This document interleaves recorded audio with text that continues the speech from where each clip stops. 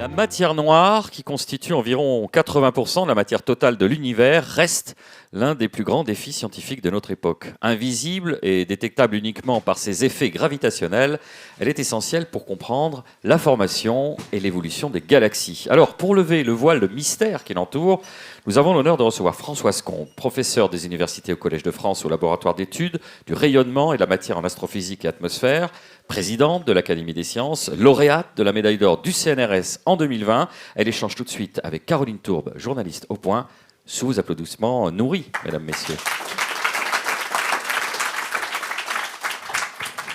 Alors, Boris, vous l'avez dit, la matière noire, c'est l'un des plus grands défis de la physique. Et aujourd'hui, nous avons la chance d'être avec vous, Françoise Combe. Bonjour. Bonjour. Je ne pense pas qu'on pouvait réveiller mieux comme guide pour partir à la rencontre de la matière noire. Donc, ma première question est assez simple. Quand on regarde le ciel, on voit la lumière des étoiles, et puis il y a quelque chose qu'on ne voit pas. Est-ce que c'est ça, en partie, la matière noire ? Tout à fait, vous avez tout à fait raison, c'est de la matière invisible. Invisible, on l'appelle noire parce que justement, elle ne rayonne pas. Donc, il n'y a pas de rayonnement qui n'absorbe pas la lumière non plus. Mais par contre, à mon avis, le terme noir est un petit peu faux parce que, comme il en existe probablement dans cette salle, elle est invisible, donc transparente. En fait, le rayonnement passe à travers. Et donc, c'est plutôt matière transparente qu'il faudrait dire. Donc, en effet, elle correspond à une quantité énorme de matière dans l'univers, 80% de la matière. Et donc, s'il n'y avait pas cette matière noire dans l'univers, on n'aurait pas la formation des galaxies, la formation des structures, des étoiles, des planètes. Donc, on ne serait pas là pour en parler. Donc, il faut absolument qu'il y ait cette matière invisible. Et si on ne la voit pas, on la détecte quand même.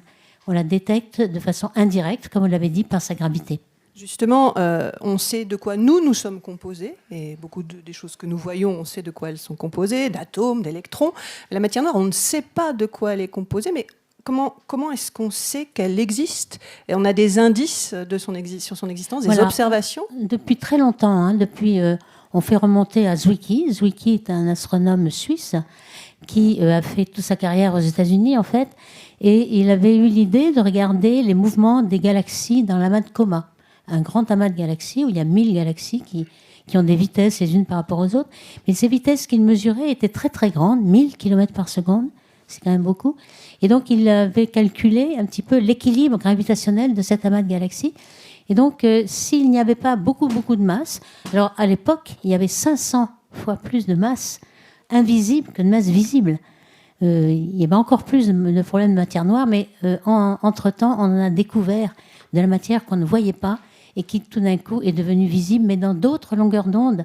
Parce qu'en fait, ce qu'on appelle visible, c'est l'optique, le rouge, le bleu, enfin tout ce qu'on voit à l'œil humain. Mais en fait, entre-temps, on a pu faire tout le spectre électromagnétique, donc aller de la radioastronomie, donc les ondes radio, qui sont des ondes lumineuses aussi, mais qu'on ne voit pas, jusqu'aux rayons X et aux rayons gamma. Et on s'est aperçu que dans cet amas de Coma, que regardait Zwicky, il y a énormément de matière très chaude, matière ordinaire comme nous, d'atomes, mais qui est ionisée, qui a 10 millions de degrés, très très chaud, donc c'est un plasma d'électrons-protons. Et il y a beaucoup plus de matière chaude, très très chaude, qui émet en rayons X, que de matière dans les galaxies. 10 fois plus. Donc déjà, on avait trouvé 10 fois plus de matière qu'avait vu Zwicky. Premier indice. Donc tout d'un coup, la matière noire, il y en avait beaucoup moins. D'accord. Alors, si elle est si difficile à voir, c'est parce qu'elle est difficilement donc détectable. Elle interagit très peu avec la matière que l'on connaît. Avec rien du tout. Elle interagit avec rien du tout, et c'est pour ça qu'on a du mal à détecter. Donc, elle n'interagit que par la force de gravité. Donc, la gravité nous permet de la détecter. Alors, par exemple, donc, dans l'amas de Coma, il y avait énormément de mouvements, donc beaucoup d'énergie cinétique, et qu'il fallait compenser avec l'énergie gravitationnelle. Mais c'est la même chose dans les galaxies, en fait. Une galaxie, c'est comme un disque, la Voie lactée de notre galaxie, est comme un disque où la matière tourne autour du centre. Donc on a des étoiles qui tournent, du gaz qui tourne, et avec le gaz, on a des raies de gaz. L'hydrogène, c'est le principal gaz dans l'univers. Donc on a détecté le gaz d'hydrogène, proton, électron, le plus simple des atomes. Et ce gaz d'hydrogène a une raie hyper fine, qui se trouve à 21 cm de longueur d'onde, donc en radioastronomie. Et on a pu détecter cette raie et avoir avec ça un effet Doppler. Un petit peu comme on mesure la vitesse des voitures, en regardant un petit peu le reflet et donc la longueur d'onde qui est modifiée par leur mouvement. Ici, c'est pareil. La longueur d'onde est modifiée de l'objet qui émet cette lumière est modifiée. Et donc, on mesure la vitesse du gaz. La vitesse du gaz nous dit qu'il y a énormément de vitesse, en fait, dans la Voie lactée, et que si on n'avait que la matière visible, les étoiles, le gaz, eh bien, on aurait des vitesses bien moindres. Donc là, les vitesses sont trop grandes, donc on dirait une force centrifuge qui va l'éloigner et détruire toutes les galaxies, ce qui n'est pas possible. Donc on est obligé d'imaginer qu'il y a énormément de matière invisible, matière manquante en fait, qu'on appelle matière noire, et c'est ainsi qu'on la détecte. C'est par la force de gravité qu'on la détecte. Et historiquement, si on revient un peu sur cette quête de la matière noire, la quête de la nature de la matière noire, quels sont les principaux candidats, les premiers qu'on a pensé être les bons candidats pour être la matière invisible? Alors, cette matière invisible, Zwicky, je parlais de Zwicky, on avait aussi Vera Rubin, qui a détecté la première les mouvements dans une galaxie, donc ce que n'avait pas fait Zwicky, parce qu'il pensait que les étoiles étaient visqueuses et il n'y avait pas de problème, on ne pouvait pas déterminer la matière noire dans une galaxie. Vera Rubin l'a fait. Et donc, les premiers candidats, à l'époque, étaient la matière ordinaire. En fait, on ne savait pas exactement qu'il y avait une matière exotique faite de particules différentes. Et ça, on l'a appris plus tard. D'abord, on l'a appris parce qu'on sait que la matière ordinaire se forme au début de l'univers dans un Big Bang, qui fait le début de l'expansion de l'univers. Et on appelle ça de la nucléosynthèse primordiale. Dans les premières minutes de l'univers, on forme l'hydrogène, l'hélium, etc. Et on sait que cette nucléosynthèse primordiale, elle n'est valable. On a la bonne abondance de l'hélium sur le Soleil, par exemple, ou le deutérium, que si l'univers n'est formé qu'à 5% de matière ordinaire. Et ça, on l'a appris assez tôt, dans les années 40, 50. Et donc, à ce moment-là, on voit bien que s'il y a plus de matière, ça ne peut pas être la matière ordinaire. Et donc, il faut de la matière exotique, quelque chose. Et on va voir aussi, peut-être, si on a le temps, de dire qu'on l'a aussi appris parce que la matière noire s'effondre pour former des structures bien avant que la matière ordinaire ne puisse s'effondrer. Et donc, pour ça, il faut qu'elle n'interagisse pas avec la lumière. Et c'est pour ça qu'on a besoin de matière noire dans l'univers pour former les structures. Alors justement, donc, petit à petit, on ne sait pas ce qu'est la matière noire, certes, mais on sait très bien ce qu'elle n'est pas.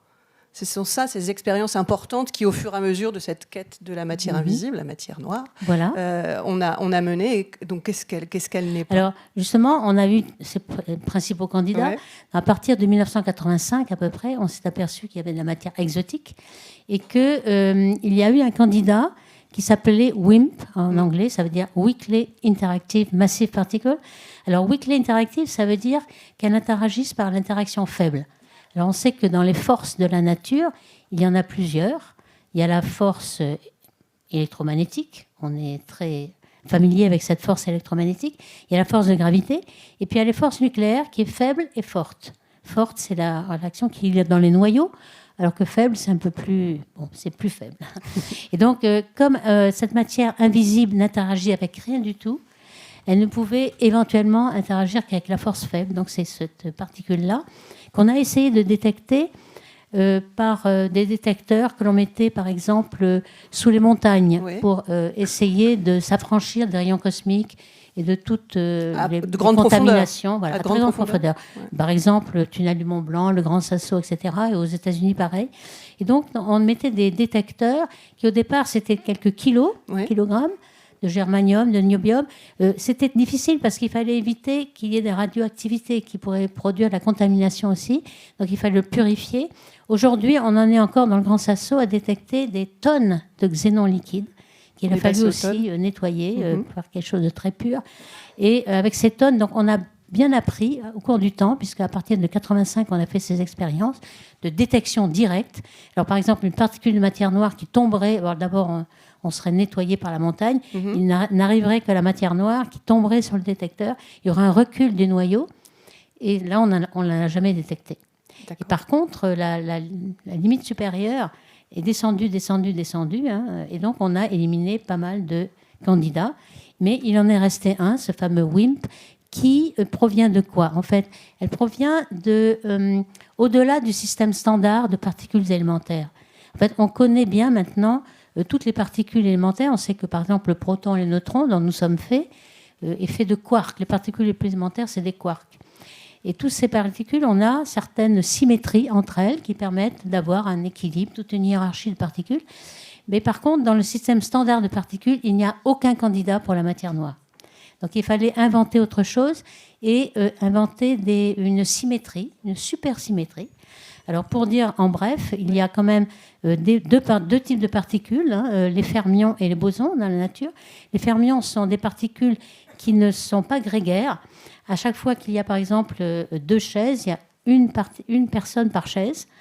Personne ne sait. Et par contre, il y a les bosons qui sont très grégaires. Oui. Et par exemple, on peut dans un métro tasser des tas de personnes. On n'a pas besoin de chaise. Donc les bosons s'accumulent en une grande quantité. Et donc on a supposé que tout ce que les particules dans le modèle standard dont nous sommes faits sont des fermions en général, sauf les particules d'interaction. Donc on suppose qu'il y a une supersymétrie qui fait correspondre à chaque fermion un boson. Et donc, la particule le principal candidat, c'était un boson qui est sa propre antiparticule. En fait, elle va s'annihiler entre elles. Pourquoi? Parce qu'elle est neutre. Et il y a beaucoup de particules comme ça qui sont un bon candidat.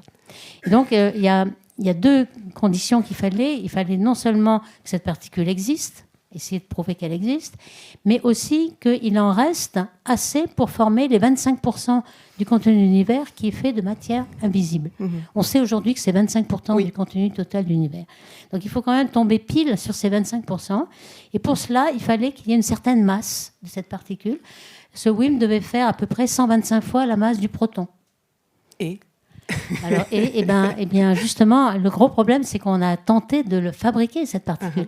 Parce que dans les accélérateurs, comme le CERN, où on a des collisions de protons, les uns avec les autres, on les amène avec des vitesses relativistes, et on arrive, avec l'énergie E, qui est égale à mc2, faire des masses, des particules. Et donc, dans ces collisions, on pouvait former des particules de 100 fois la masse du proton. On a d'ailleurs détecté en 2012 le boson de Higgs, qui fait 100 fois la masse du proton environ. Et puis, on est allé beaucoup plus loin, 10 fois plus. Maintenant, on a beaucoup plus d'énergie. Et on n'a rien trouvé. On n'a pas trouvé de particules supersymétriques. On n'a pas trouvé ce fameux candidat WIMP. Et donc, on est revenu à l'état initial où on est en train de chercher des candidats. Des candidats. Donc, on a passé le premier quart du XXIe siècle et c'est là qu'on en est de notre rencontre avec la matière noire. Exactement. On sait ce qu'elle n'est pas, on ne sait pas encore ce qu'elle est, mais donc il y a de nouveaux candidats. Il y a de nouveaux candidats. Il y a notamment l'action. Alors, il y a aussi, on est passé par des neutrinos stériles aussi, qui sont encore un petit peu étudiés. Encore un peu, d'accord. Bien qu'il y ait des contraintes de plus en plus. Les neutrinos stériles, qu'est-ce que c'est? On a des neutrinos dans le modèle standard, qui ont une toute petite masse. On sait qu'ils ont une masse parce qu'ils s'échangent entre eux. Il y a des électrons, des muons et des taux. Et puis il y a des électrons qui correspondent à des neutrinos qui correspondent à ces électrons, dans neutrinos électroniques, neutrinos muoniques, etc. Donc il y a 3 saveurs de neutrinos. Ils s'échangent entre eux. Et comme ils s'échangent entre eux, on sait qu'ils ont une masse. Mais elle est tellement petite qu'elle n'est pas mesurable. Alors, on peut se servir de l'astrophysique pour le faire, parce que lorsque les particules sont très, très, très petites, elles ont un libre parcours moyen très grand, elles sont très relativistes, et elles empêchent les petites structures de s'effondrer. C'est une pression de radiation, en quelque sorte. Et donc, si on regarde la structure des galaxies, des filaments, etc., et si on voit qu'il y a des petites structures qui manquent, on peut en déduire la masse du neutrino, qu'on ne peut pas détecter directement sur Terre. Alors on est tombé à des masses très très petites qui ne peuvent pas du tout contribuer à la matière noire. D'accord. Donc on a inventé un autre neutrino stérile, parce que l'autre est actif, on le détecte, le neutrino. Donc des neutrinos stériles qui ne sont pas dans le modèle standard et qui sont encore un des candidats. Un candidat qui tient la rampe. D'accord. Ouais, pas encore très bien. Est-ce qu'il y en a encore un ou deux en très bref que vous pourriez un action, en effet. Alors cette action...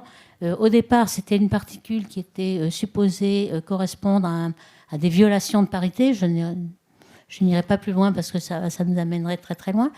Mais aujourd'hui, on est en train de supposer qu'il y a des particules qui ressemblent aux actions, mais qui ne sont pas les actions qui étaient proposées au début, mais qui sont d'une masse extrêmement faible.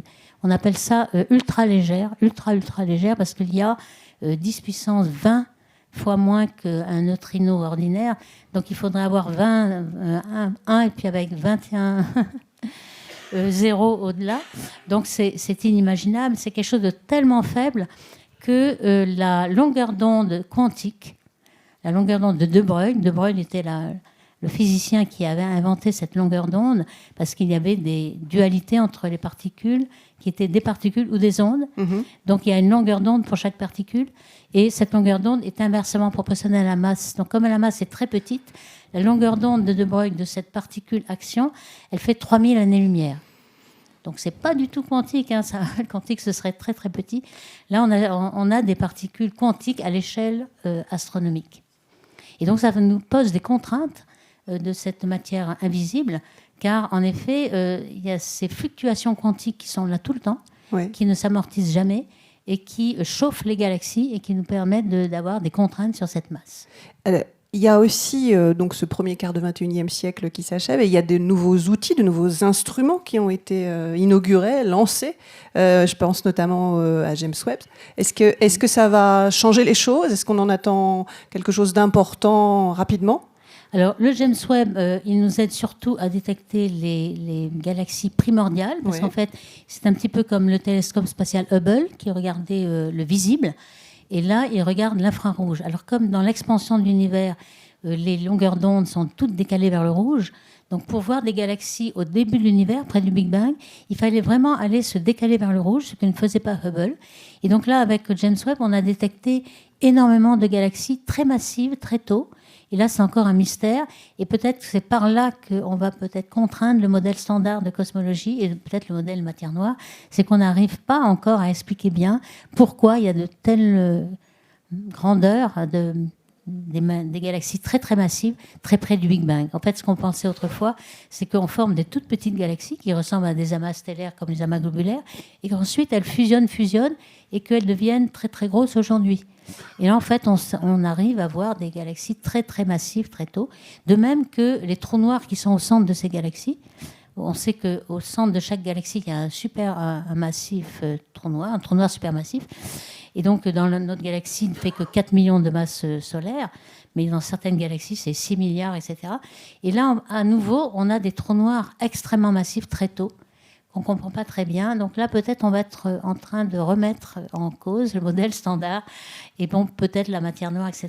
Oui, parce que c'est quelque chose que nous amène la recherche sur la matière noire, c'est qu'il y a une autre piste plus radicale. Est-ce qu'on peut la qualifier de plus radicale? Avant d'avoir la piste radicale, j'aimerais quand même parler d'Euclide. Oui. Euclide, c'est un satellite que l'Europe a lancé. Vous avez raison, oui. Donc, en 2023. Et il est en train d'obtenir des résultats. Alors, c'est un télescope comme le télescope spatial Hubble. Mais Hubble avait regardé que des parties très profondes du ciel, mais toutes petites parties, donc il n'a pas du tout fait la cartographie du ciel. La différence entre Hubble et Euclide, c'est qu'Euclide va regarder des grands champs. On va regarder pratiquement tout le ciel observable. Donc on va détecter 12 milliards de galaxies. Actuellement, pour donner des ordres de grandeur, on connaît, avec tous les relevés de galaxies qu'on a fait, on connaît des millions de galaxies, mais pas encore 12 milliards. Donc là, on voit qu'on est en train de faire un progrès énorme. Et donc, l'idée, c'est d'avoir, par exemple, des galaxies à toutes les époques.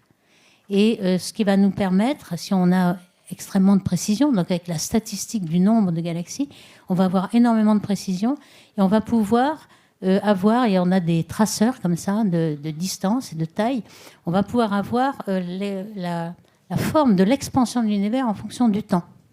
Alors, on sait que... on va parler peut-être d'énergie noire, là on est obligé. Oui. C'est qu'il y a eu en effet dans un Big Bang une expansion au départ qui était très forte et puis ensuite qui se décélère. Alors ça décélère, pourquoi? Parce qu'il y a beaucoup de matière en fait dans l'univers et donc on pensait qu'il y avait seulement une décélération et récemment, il y a 20-25 ans, on a détecté que finalement cette expansion s'accélérait à nouveau.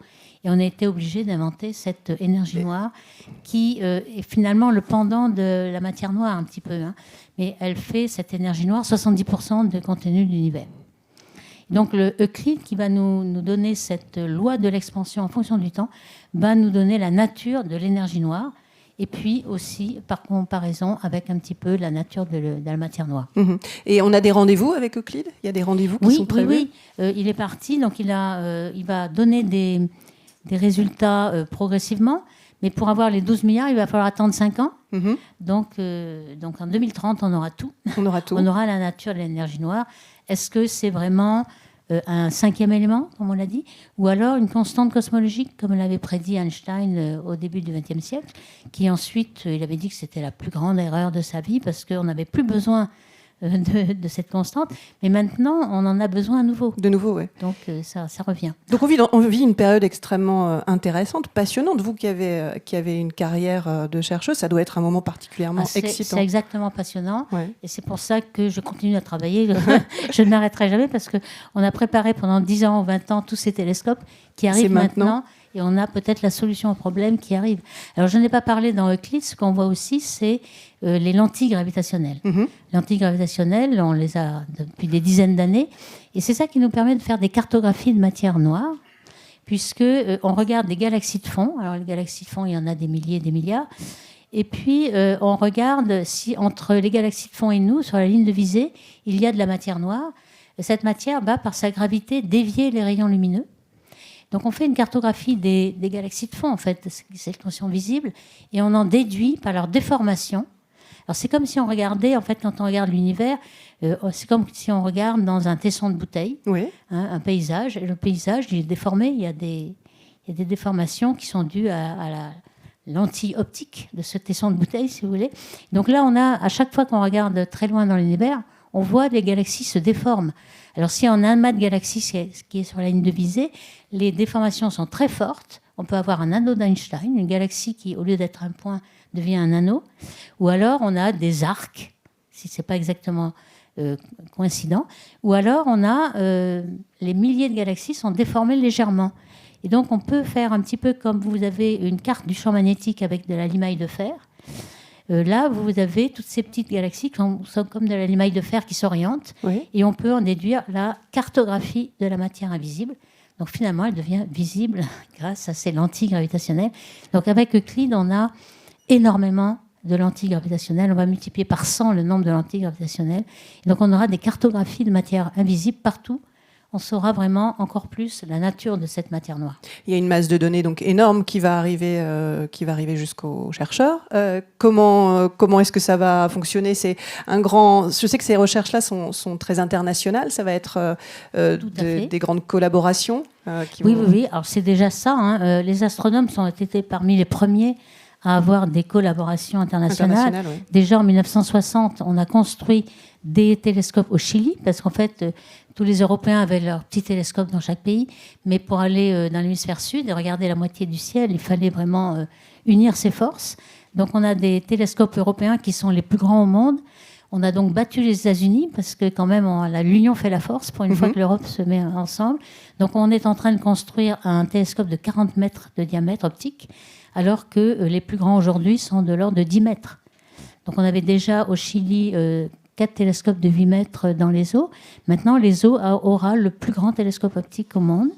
Et puis, en radioastronomie aussi, on fait aussi des lentilles gravitationnelles. On fait là exactement la même chose que Euclide, mais avec d'autres traceurs, pas seulement les galaxies optiques, mais les galaxies radio, avec l'hydrogène atomique à 21 cm dont je parlais tout à l'heure, donc la matière noire qui est tracée par l'hydrogène. Et ces radiotélescopes, cette fois-ci, on a une collaboration mondiale, c'est-à-dire qu'on construit un télescope qui fait 1 km², on appelle SKA, Square Kilometer Array, et il est à la fois en Australie et en Afrique du Sud. Et il n'y a pas que l'Europe cette fois-ci, il y a le Canada, l'Inde, la Chine. La Chine entre dans la collaboration mondiale. Il y a évidemment l'Australie et l'Afrique du Sud. Donc vous voyez, maintenant, il y a un télescope mondial. On ne fait plus de compétition. On est obligé de mettre tout le monde ensemble dans le même bateau. Et donc ce télescope SKA va être opérationnel en 2028 déjà. 2028, ok. Et donc va nous donner toutes les lentilles gravitationnelles et aussi la même loi d'expansion de l'univers que Euclide, mais avec d'autres traceurs. Donc on va pouvoir comparer, ce sera tout à fait complémentaire. Et donc là, on travaille beaucoup pour obtenir ça et avoir la solution à notre énergie noire et matière noire. Donc on vous entend, 2028, 2030, on a vraiment l'impression qu'on va pouvoir assister à une véritable révolution. Donc si on trouve la matière noire, si on trouve de quoi elle est faite ce jour-là, qu'est-ce que ça ferait ? Qu'est-ce qui se passerait ? Alors là, il y aura un bouleversement de la physique, parce qu'on aura des particules différentes que l'on n'a pas vues dans les accélérateurs. Est-ce qu'on a une supersymétrie qu'on n'a pas vue ? là, je pense que Qu'est-ce qu'on tout a raté, est ouvert. Tout Et est là, ouvert. peut-être, on peut quand même parler Oui. de l'alternative. Exactement, parce que si on ne la trouve pas aussi, Parce que si on ne la trouve qu'est-ce pas, qu'on il y a un fait problème. Si on tourne en rond, il y a un problème. Alors, Il y a un problème. qu'est-ce qu'on fait Et depuis très Qu'est-ce qu'on longtemps, pourrait ce n'est pas nouveau, mais jusqu'à présent, ce n'était pas très développé. Déjà dans les années 80, lorsqu'on s'est aperçu que la matière invisible était faite de particules exotiques, il y avait certaines voix qui disaient que peut-être on n'aurait peut-être pas besoin de matière noire. C'est-à-dire qu'on aurait besoin de changer la loi de la gravité, parce que finalement, il y a de la matière noire. Pourquoi ? Parce qu'il n'y en a pas forcément une nécessité dans le système solaire. Dans le système solaire, on voit bien que la trajectoire des planètes n'a pas besoin de matière invisible. Par contre, on en a besoin lorsqu'on va au bout de la galaxie. Et donc, il n'y a que les astronomes qui peuvent s'apercevoir de cette matière invisible. Et en fait, quand on regarde bien, c'est au bout de la galaxie parce que notre galaxie est très massive. Dans les galaxies naines, on a besoin de matière noire dès le centre de la galaxie. Pourquoi ? Parce que l'accélération de la gravité est faible. Il n'y a pas beaucoup de masse, c'est une galaxie toute petite. Donc, dès le centre, on a besoin de matière... d'expliquer avec la matière noire. Donc, en fait, on s'est aperçu, en faisant beaucoup de statistiques sur beaucoup de galaxies, que cette matière invisible, on n'en a besoin qu'en champ de gravité faible. D'où l'idée de changer la gravité qu'en champ faible. Alors, en champ faible, ça veut dire 10 ordres de grandeur en dessous de ce qu'on connaît dans le système solaire. Donc, on ne peut pas l'expérimenter dans le système solaire. Dans le système solaire, la loi d'Einstein et de Newton sont tout à fait valables. On ne la remet pas en cause. Par contre, on la remet en cause en champ faible. Et donc, si on modifie la gravité en champ faible, alors ça nous booste la gravité et on n'a plus besoin de matière invisible. Donc, c'est une dégénérescence. Soit on prend la loi qui descend en 1 sur R2, on a besoin de beaucoup de matière. Oui. Soit elle ne descend plus en 1 sur R2, mais en 1 sur R, par exemple, et on n'a plus besoin de matière noire. Et donc ça, c'est l'alternative gravité modifiée, qui finalement, à un moment donné, les gens avaient quand même été très réticents à remettre Einstein en cause, parce que Einstein, d'abord, c'est un génie, c'était encore toujours un génie, mais aussi, c'était très difficile de changer cette super loi de la relativité générale qui est très symétrique, qui est très jolie théoriquement. Et puis, en 1998 est arrivée l'énergie noire qu'on a détectée. Et là, il a fallu remettre en cause de toute façon Einstein, parce que cette constante cosmologique, même si c'est une constante cosmologique, ou bien alors un 5e élément, il fallait remettre ça en cause. Donc finalement, c'est un petit peu c'était une première entaille, quoi. Voilà, c'est une première entaille. Et donc, beaucoup plus d'astronomes se sont mis à essayer de calculer des modèles de matière noire aussi, qui pourraient peut-être... Alors, il y a beaucoup de paramètres libres à ce moment-là. Si on se donne la liberté de changer, que le tenseur n'est plus diagonal, etc., on peut avoir plein de paramètres libres. Donc, on peut les adapter pour que, en champ faible, il y ait de la matière noire, et puis en champ un peu plus étendu, pour l'énergie noire, la même modification de gravité fasse les deux. Donc, on appelle ça secteur noir. Ouais. Énergie noire et énergie noire, matière noire. Et donc, la gravité modifiée pourrait résoudre les deux problèmes. On n'aurait pas de secteur noir du tout. D'accord. Et en termes d'équilibre, en tout cas de nombre de cerveaux qui se sont mis sur ce sujet un peu plus radical, Alors ça s'est développé énormément, mais c'est quand même pas la majorité. D'accord. C'est quand même non conventionnel.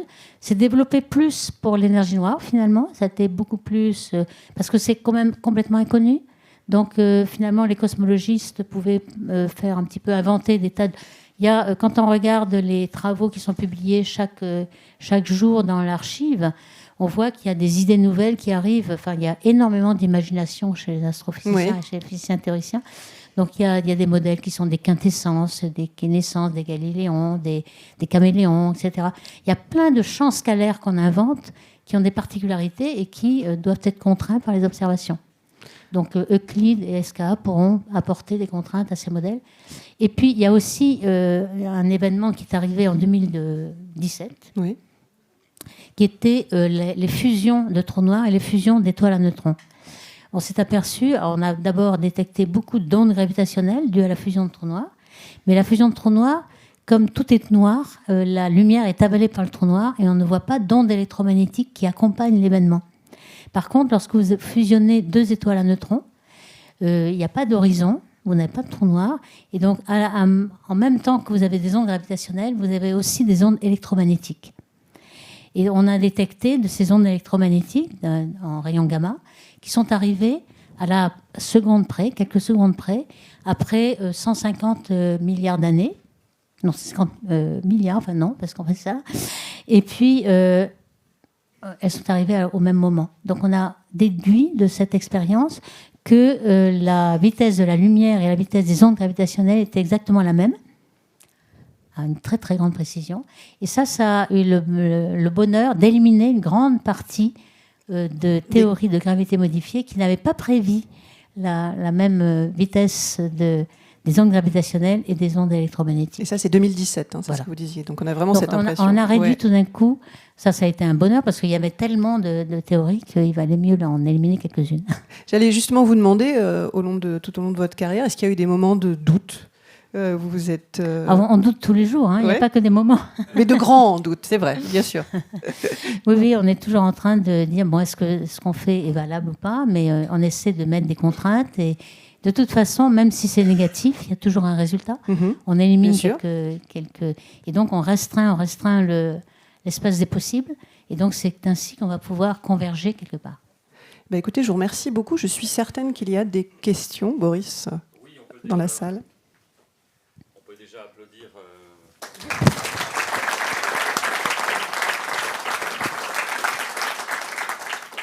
On va prendre les questions dans la salle.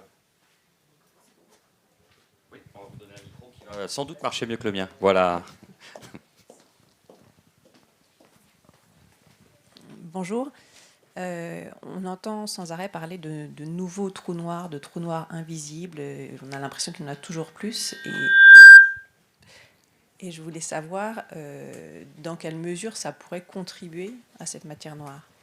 Oui, c'est une bonne question. On s'était posé la question au début, mais le nombre de trous noirs qu'on mesure, il est très faible. Très faible. En fait, bon, il y a deux sortes de trous noirs. Il y a des petits trous noirs de masse stellaire, comparaison à 3 masses solaires ou bien jusqu'à 60 masses solaires, donc stellaires. Et ceux-là viennent de la fin de vie d'une étoile massive. L'enveloppe est éjectée et ensuite le centre se concentre tellement fort qu'il finit en trou noir. Alors ça, il y en a peut-être des milliards dans la Voie lactée, puisqu'il y a 300 milliards d'étoiles. Quelques étoiles massives vont faire des trous noirs. Donc on est quand même entouré de milliards de trous noirs dans la Voie lactée qui tournent autour du centre. Par contre, il y a un trou noir supermassif dans chaque galaxie. Ça fait des millions et des milliards de masses solaires. Ça, c'est vraiment l'accumulation. Et il est obligé de tomber au centre parce qu'il est tellement lourd qu'il va spiraler vers le centre de toute façon. Donc, le trou noir supermassif est toujours au centre des galaxies. Mais il faut se rendre compte que ce trou noir supermassif, ça a beau être des milliards de masses solaires, c'est même pas 0,2% de la masse de la galaxie. 0,2%. Donc ça veut dire que par rapport à la masse visible, c'est très très très très petit, c'est bien plus petit que toute la masse des galaxies que l'on voit. Or, comme la matière noire, elle est bien supérieure, c'est pas possible. Donc tous les trous noirs qu'on connaît, ce n'est pas possible. Alors on a eu une hypothèse de trous noirs primordiaux qui se seraient formés au début de l'univers, un petit peu dans la première seconde.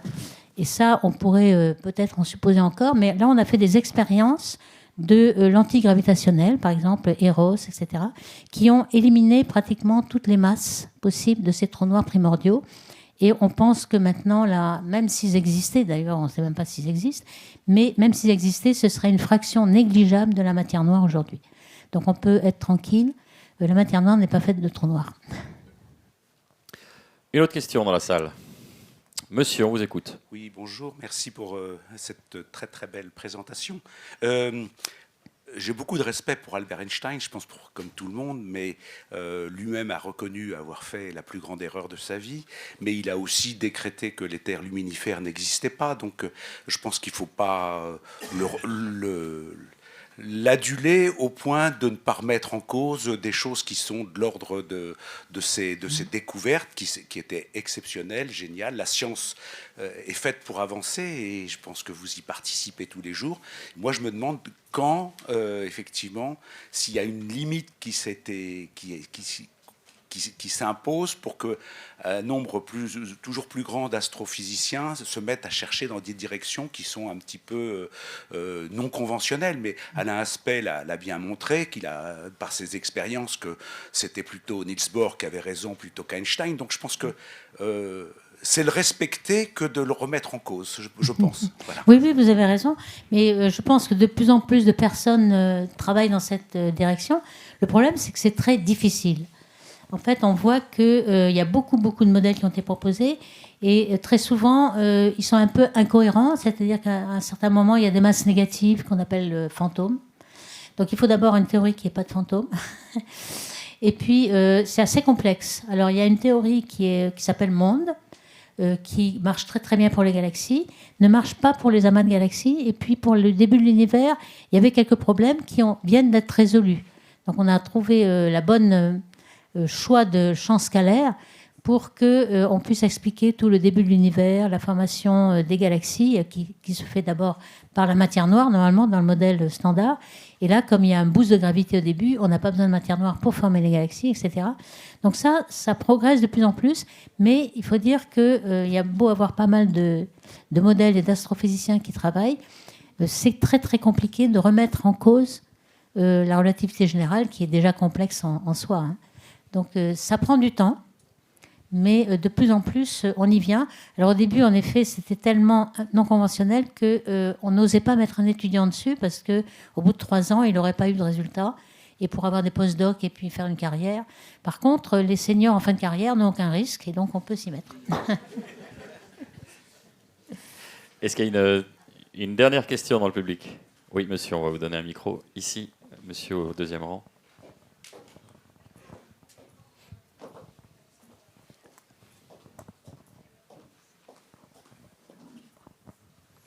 Ma question va peut-être être stupide, mais moi j'ai lu les théories de Stephen Hawking avec l'évaporation des trous noirs, où on voit la fluctuation du vide quantique avec matière et antimatière, et l'antimatière ayant une masse aussi, peut-être absorbée par les trous noirs. Est-ce que cette fluctuation quantique du vide en elle-même ne fait pas de ce fait avoir une masse au vide ?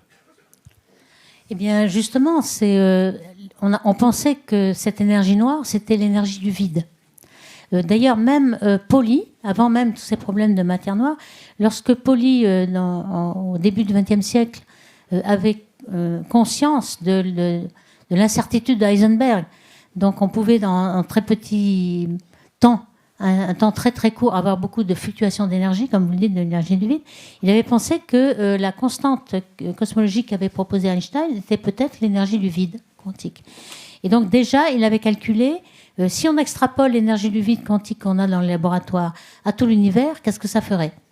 Eh bien, on est tombé sur une énergie tellement grande que c'était 10 puissance 100 fois l'énergie que l'on mesure aujourd'hui.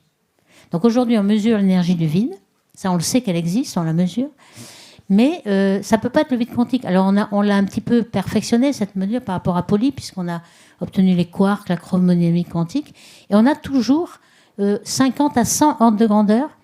Donc, si on extrapole la mécanique quantique à l'univers, on a une énergie noire qui est 50 à 100 ordres de grandeur de plus que l'énergie noire que les astronomes mesurent. Donc, ça ne marche pas du tout. On se plante complètement. Donc ça veut dire quoi? Ça veut dire qu'on n'a pas encore compris l'interaction entre la gravité et la mécanique quantique. Et ça, justement, par rapport au trou noir, on sait bien qu'il y a en effet cette gravité quantique qu'on n'est pas arrivé à résoudre. Ça fait un siècle qu'on y est. Et il y a peut-être des gravités à boucle, ou bien les cordes cosmiques, enfin les cordes, la théorie des cordes. Mais la théorie des cordes n'a rien donné. On n'a pas pu prédire quoi que ce soit, ça ne marche pas. Donc c'est une très belle théorie, mais qui ne marche pas avec une observation. Donc on en est encore là. Personne n'a encore trouvé une théorie qui puisse marier gravité et quantique. Et donc c'est peut-être là le problème. Merci encore, Madame Combe. Merci beaucoup. On vous applaudit à nouveau.